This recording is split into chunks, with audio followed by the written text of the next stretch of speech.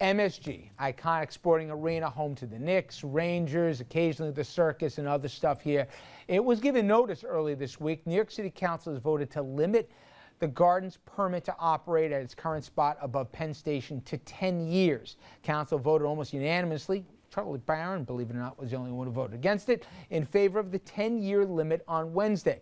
The Garden, they had requested to operate at the site in perpetuity. Bloomberg administration recommended 15 years. At the end of the day, Council settled on 10. Officials argue that 10 years more than enough time for the Garden to find a new location and for the city to devise plans for an expanded Penn Station. City Council Speaker and, of course, mayoral hopeful Christine Quinn, she hailed the vote, saying this, the first step in finding a new home for Madison Square Garden and building a new Penn Station that is as great as New York. Spokesperson for the Garden, as you'd imagine, not so happy. They say the arena is in the midst of a 3-year renovation that cost nearly $1 billion. That's with a B.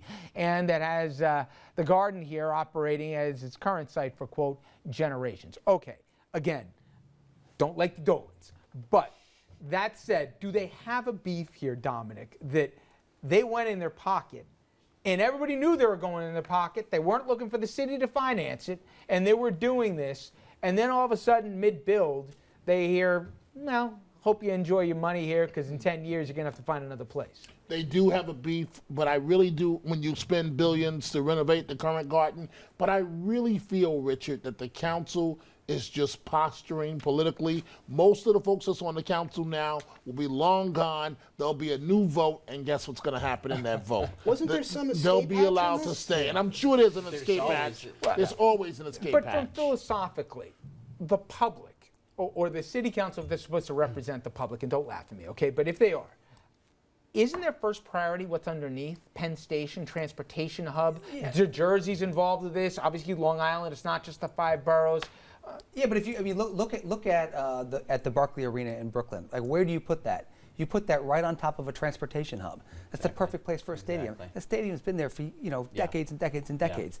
And forget the $1 billion. I mean, that's an established business. It's typical New York for the council to pull this. This is not the only place the Madison Square Garden has ever been. This is what, the third location or the fourth location? But they said they'd have to rip the roof off to fix it. It's just not practical.